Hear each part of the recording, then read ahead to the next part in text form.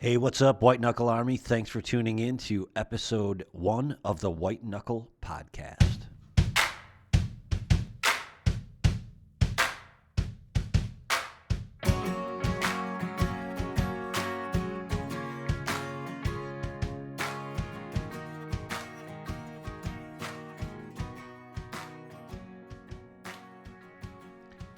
Hey everybody, this is Jason Syens from White Knuckle Productions. Thanks for tuning in to our first unofficial podcast of 2017. Today we're going to reach back into the archives and go back to a Facebook Live episode that Todd and I did sometime, I believe, in the middle of November or early November. We're going to do this in an effort to just get this show off the ground. If you'd like to share with us any ideas that you might have for a show, we'd be happy to listen. Just hit us up on Facebook or comment on the show today. So without further ado, here is my first stab at a podcast. I hope you enjoy.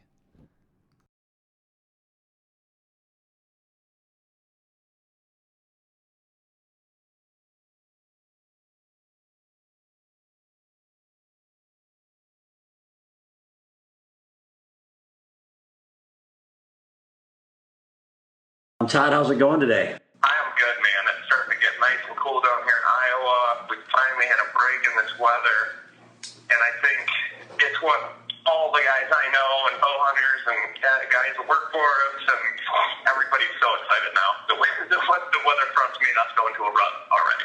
Exactly. I woke up this morning and I had several pictures on my covert cell cams of bucks using scrapes already, and I'll tell you what, one quick plug for one of our sponsors, that Mrs. Dopey, the continuous scrape really has worked well for me. I've never used that kind of stuff before, and I don't know if you've had any experience with it either this year, but it's worked well for me.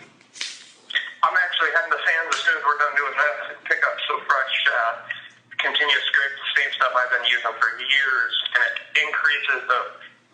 definitely increases the action on a scrape, and I believe in it as well. I'm not a person who promotes a lot of like scent related products, but Sam Colora is the man when it comes to scent, and he raises these deer right in his pen, and I just know Sam. He knows what he's talking about. He's got the freshest stuff around. So I am a big believer in that continuous scrape as well. I think it just increases the activity on a scrape. And, let's face it, a lot of us, that's your spot where you're going to get your trail cam pictures. So anything you can do to slow a deer down or to get his attention for an extra few seconds, sometimes the difference of getting that picture that you need to know whether or not that's an animal you want to go after. And that's a huge part of, I think any strategy nowadays, everybody's running trail cameras. So, if you know what you're hunting, that's half the battle. And many, many, many years ago, a wise man once told me, you're not going to kill what is not, in a particular area. So that continuous scrape product I've been using, like I said, but, I think it I'm going to do some demonstrations today when I'm out, but I think it kind of just aggravates, your local aggressive deer specifically. I think it's like introducing a new animal into the herd and where the heck did this guy come from? What's he doing in my area? So I think that's what kind of makes them a little more vulnerable. So, if you can squeeze an extra day or two of daylight movement out of one of these big deer, that might double your chances of killing them, just one extra day or something. Right. Let me ask you just a quick question with respect to trail cameras. How much stock do you put in what pictures you've gotten, say, up until Saturday, the 1st of October? Sure. This is the truth of it, and I think people like our web shows and all that because of our authenticity. Jason, to be 100% honest with you, I haven't had a picture of a good buck on trail camera in probably close to 2 months. That's true. I got all my trail cameras out earlier this summer, like everybody had them on mineral and corn pile and stuff like that, and it seems like this heat this year really suppressed just any movement at all. And a lot of my good buddies who are also big buck killers and have the experience, this is the same thing. It just seems like a slow summer for movement because it's been so hot. But to get to your original question, I'm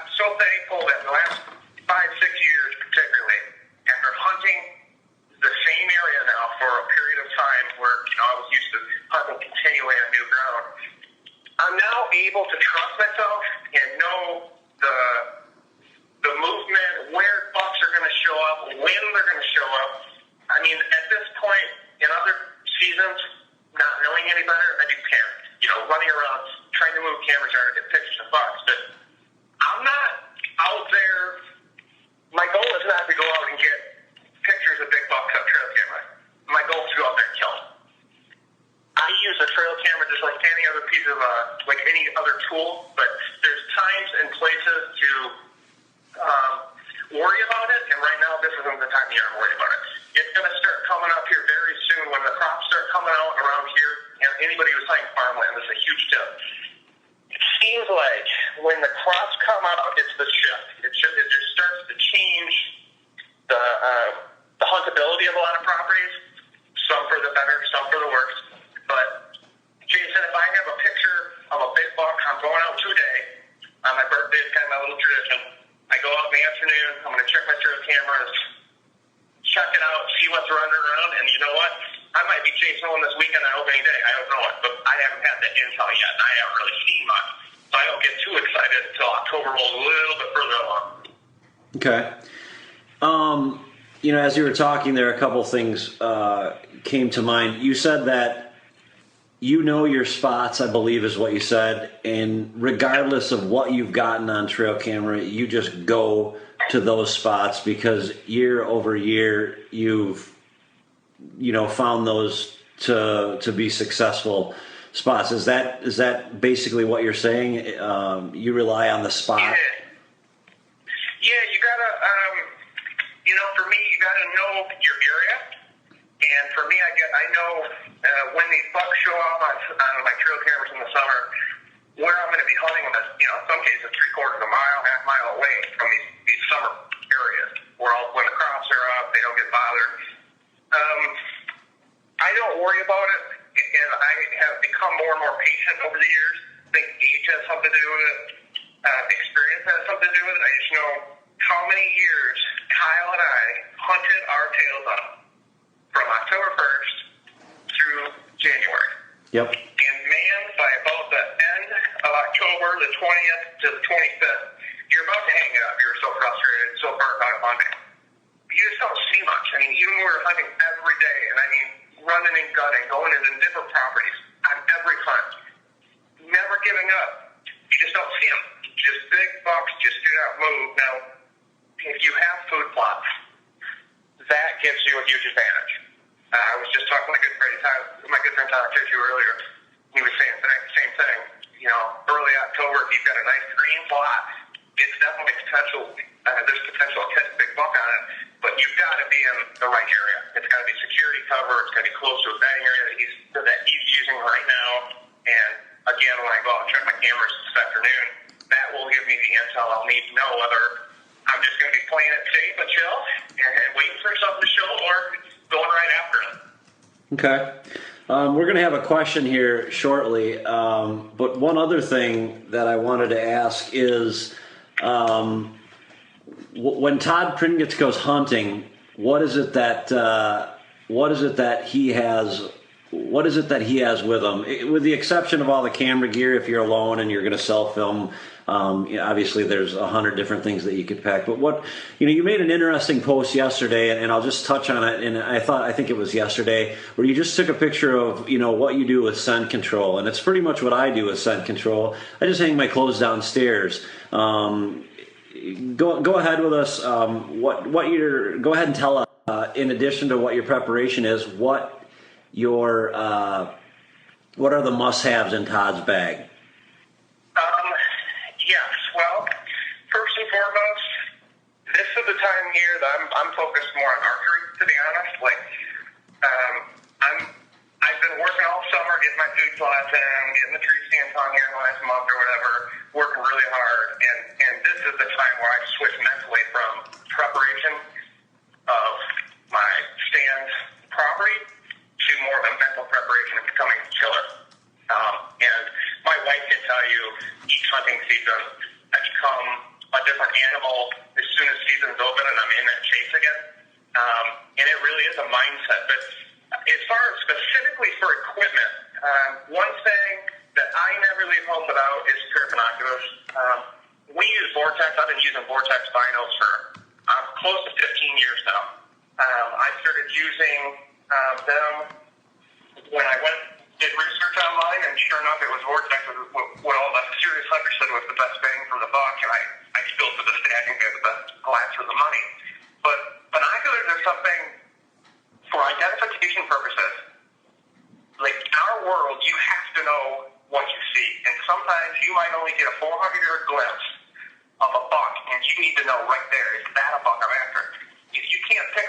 piece of intel, it's just, you've got to extend your visual range, especially early season. Like half the spots I'm going to go in and hunt are, I call them C spots. Your A spots are your most sensitive. That's rut spots where you just throw caution and let it go into the deep. My C spots are way on the outside edges, mostly observation, but the whole point early season hunts is to hopefully get an eye on a big deer. And that time of year, before anybody else has been hunting them, you might be able to catch them on a pattern. Catch them coming out to a field edge, for example, and hey, they're bedded right in there. They've got to be close because you're seeing them during daylight, right? Right. Well, then that next day, I'd be set up right there over top of them. Right. Okay. Binoculars are huge. I always bring a grunt call, no matter what time of year. I always use my voice as well. I've been using that dual game call grunt tube. It has a good sound to it. I've used a trophy talker for many years. The rubber one, I think it's what's called the trophy talker. I forget who made it. HS Scrub or somebody. I'm not a big believer in antlers, so I don't bring them with me very much. Okay. Mostly grunt. And I do just early season. I think you just got to just take it easy on what you hunt, how you hunt it, because I think a lot of guys go crazy. Right. And believe me, I want to be out there going nuts and chasing these deer too. But sometimes I think you just gotta take a step back and save your energy, save your time for the right time. But like I said, I might find that out later this afternoon that I know where I'm going at and go after them. But my gut is I'm gonna probably leave weight equipment. Okay. What are your views on rut prediction based on the moon phase? Basically, Charles Alzheimer, that type of thing. How much of your decisions to hunt and where to hunt and all that stuff, if you're going to take vacation, are dictated by the moon phase? I personally don't pay attention to the moon phase. With that being said, I know a bunch of guys like Adam Hayes and there's a bunch of different dudes out there that I share camp with who believe in it, and there's something to it for sure. I'm not going to base my season on it, however, mostly because I think weatherfronts play more of a factor than the moon. I think if you've got the combination of both, that's when you'll have those days that are just phenomenal. But there's just so many other factors involved. I mean, I'll take leaving the entire farm completely alone, not doing anything, no scouting, no nothing. Diving in the first day, that's almost as much luck as you can create than if you're, in a property, checking trail cameras. Like, you've got to find that balance of enjoying your hunt, but also saving some property. But to answer your question, I get into this stuff a little bit. I don't really follow the moon thing. I think there's something to it, but man, I've got enough going on where that's just another factor that it's like you go a little bit nuts with us at times, and it takes some of the fun out of it. Yeah, absolutely. Right. Okay. Well, kind of like sense elimination, you mentioned it. I hang my clothes, and I am not trying to keep them around any food. You do not want to keep it around when you're frying food, that type of a residual smell. I don't like smoke smell. But again, if you saw how much I sweated, by the time I get to a stand, whether it's October 1st or January, I'm sweating by the time I'm on my tree. And I always have felt like everything I've ever done to prep set elimination was a complete waste. And it kind of took the fun out of it for me. So for me personally, I do what I can. I use the limits in the tree, nose jammer on my feet, and I don't worry about the rest. If I worried about the rest, my God, you'd spend hours. We have so much food, so much time dedicated into being out in the field. When we're not in the field, we're dealing with the same things you all are, which is paying your bills, keeping your wife happy, keeping your kids happy if you have kids, and just having to do a job during the day just like anybody else. So time is of the essence, so I try to really worry about the things that are important and not about the things I can't control. Yeah, that's a good point. We all have lives outside of hunting, unfortunately, and sometimes it's a hard balance, especially when you have days like the last couple of days. For instance, I had Tuesday off. It rained. The next couple of days here look like they're going to be pretty nice. But so you just sort of take calculated risks And especially this time of year, you and I just had a conversation the other day about not blowing out an area. I hunt an area that's really heavily pressured, like probably most of the people listening or watching this right now. And it's paramount. The pressure that you put on them be minimal. Wouldn't you agree? Yes and no. I mean, there's a time and a place, and my rule of thumb is if I know where a big buck is any time of the season, I'm gonna do whatever I can to kill him. And sometimes what I have to do to kill him means not hunting, literally waiting because there's not a vulnerability point. It's not the right time of year. I can't access the spot, which is why it's probably there. I'll take it one step further. A lot of people assume that because I have this property and we make these shows and all that like I have this huge area myself. I have dudes hunting on every property line that I have, pretty much. At any given point during the run, I can sit and listen to 2 or 3 guys rattling on the same hunt from different areas. I have guys all around here, bow hunting, gun hunting, you name it. What I have started to do is use the fact that I know that they're hunting these other properties and they're putting pressure on. I let them do it. I'm not like I have a choice, but I'm smart and I don't hunt the areas adjacent to that until after they're done wrecking it. Once they've gone into an area, it's basically like clearing house. You can almost just push everything out of an area. You can cross that spot off your list, so to speak. So, Jason, we talked about just like your property, you've got guys hunting all around you, just like most guys do. Sometimes, unless you're on one, and have them hit a food plot this time of year, or have some intel that you know he's betting in a specific spot, sometimes the best thing you can do is just not hunt. And that's really hard when you prepare all season long. We're all counting the days down, and it's sometimes really hard to not hunt. And that's where, I think sometimes we get all crazy with these big bucks. You just got to enjoy hunting. That's the point. So it becomes what's your goal? Is it to go out and enjoy your property and to go hunt and kill does and hunt bucks later in the season, or maybe not even all, whatever? Great. That's the beauty of the sport. You can attack it from a bunch of different directions. But depending on what your goals are, you have to kind of adapt and change your season strategy accordingly. And the best part, as soon as season starts, everything goes out the window, and you'll be starting from scratch because that's how it is every year. Yeah, exactly. Is it safe to say that October 20th and after is really when you start hitting it hard? Yeah. And Tyler, my buddy Tyler and I love talking about this kind of topic. And I think every year we always end up talking about it and telling each other how cool we are.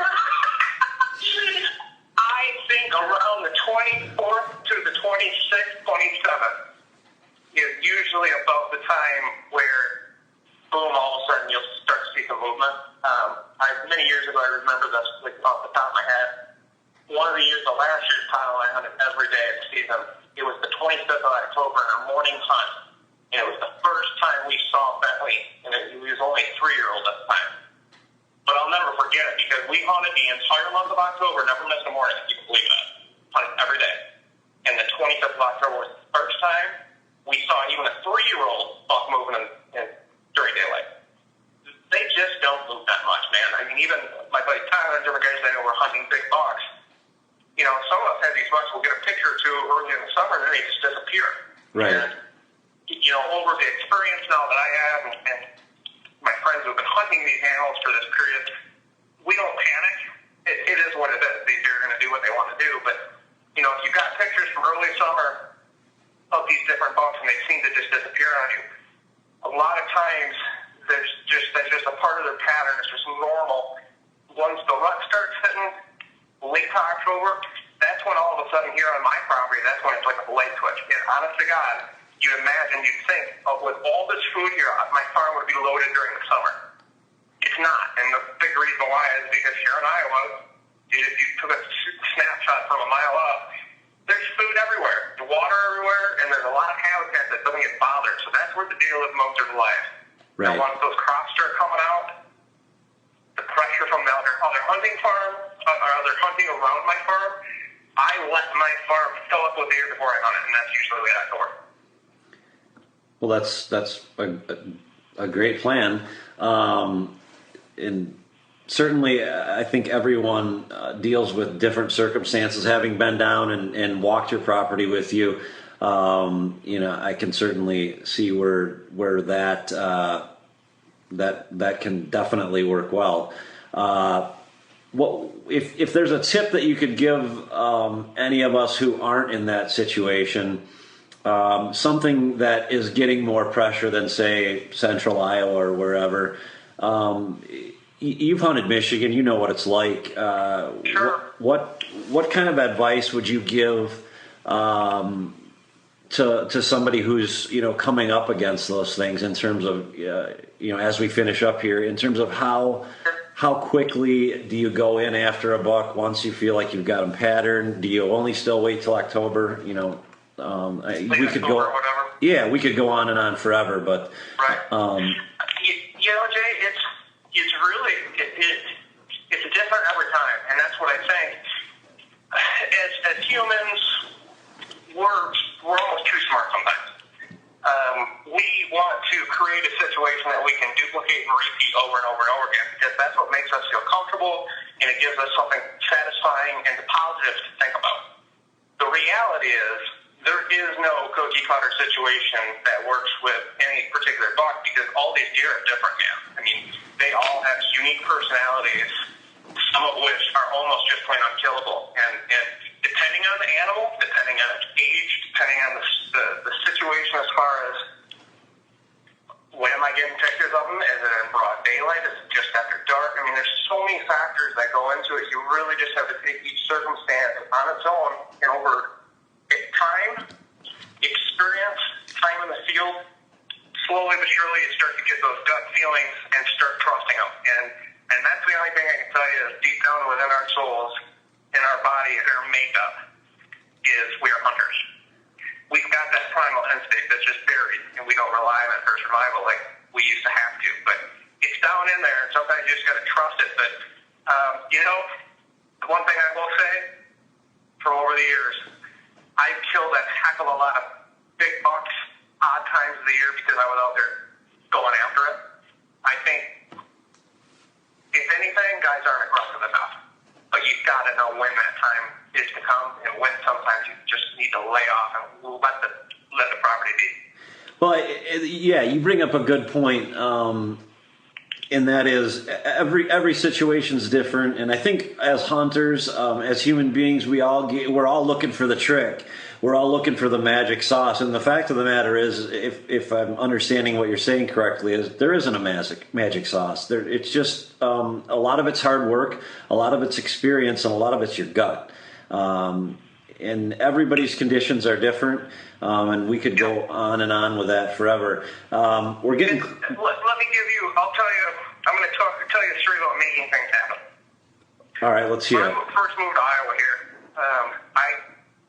right before I moved, I got permission to hunt. Literally in a couple hours, I went and knocked on a bunch of doors, and I got permission to hunt something like 4,000 acres. And I honestly, at that moment, I was like, well, okay, as a Michigan boy who had permission to hunt, a bunch of public land and maybe 170-acre piece or something, with like 4 trees on it, I was like, holy cow, this is what any hunter could dream of, is to be able to access all this ground. After hunting a month straight on 3,000 or 4,000 acres, it all ended up weeding down to 2 or 3 spots that were really good. And I'm talking like one draw, and the sign didn't lie. You walked into some of these spots, and they were absolutely shredded. It was obvious. Anybody could have figured out that was a good spot. In my lack of experience, I overhunted it, two-stood them, blew the property out. By the end of October, I was so depressed. I had no bucks to go after. I wasn't seeing anything on the ground that I was hunting because I had overhunted it. I was just going crazy. It was my first year in Iowa, and I was hunting full-time for the first time in my life. And I was gung-ho, and I ended up running every freaking whitetail out of 4,000 acres that you can imagine. And one day, I just was determined and said, I'm not going to give up. I'm not going to keep hunting these properties that aren't going to produce. I just recognized it. I went and knocked on a guy's door, and I get permission to hunt right behind his house, and he told me no, and I was like, well, I guess that's life. And I sat there and talked with him a little bit, and sure enough, within a few minutes, He warmed up to me and he said, I tell you what, my niece and nephew like to hunt back here behind the house, but I want a piece of property just down the road. I'll let you hunt that. And it ended up, long story short, it was the first time anybody had been given permission to hunt that farm. Within 3 hours, I was watching a 180 come into a field, a secluded field. And I had never seen a property so unbelievably shredded in my entire life. And the moral of the story is, sometimes you just have to be willing to go above and beyond to do things that most guys won't do. And sometimes the smart thing isn't just going back out and hunting. Time in the tree stand is important, but you have to be on the right property. If you're not, stop at nothing until you are. Todd, how many acres is the property where your house is? Relatively easy question to answer. And I just want to say before you answer that, if you have additional questions, be certain to post them on this thread. Todd will be happy to answer them as time allows him to. In closing, how many acres are your property, and what's the one thing that you haven't said that you'd want our viewers to know? First, my property is 63 acres, and then I lease a couple adjacent farms that make it a little bit bigger. And then I've got a relationship with all the different landowners around me, some of which let me hunt, some of which let me shed hunt only, some of which just let me go through the property for access.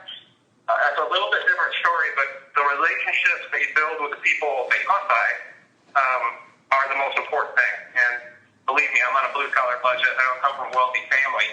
Had to earn everything along the way. And only in the last few years I've really been able to start putting food plots in and things like that. So I've learned a lot of bad ground over the years to get here.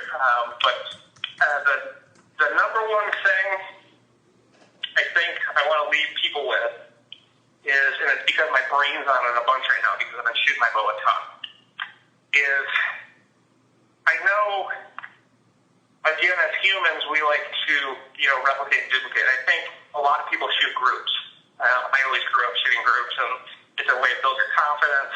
And what has reminded me so much about it is shooting with my wife. She just got a brand new elite, shooting a nice bow for the first time in her life, and she loves to shoot groups. And it's like, it gives you a pat on the back a little bit every time, right? And you start focusing on groups, and the smaller the group, the better, right? Breaking arrows and all that fun stuff. And believe me, I probably shot 1 million arrows in 30 years, and I still love that feeling.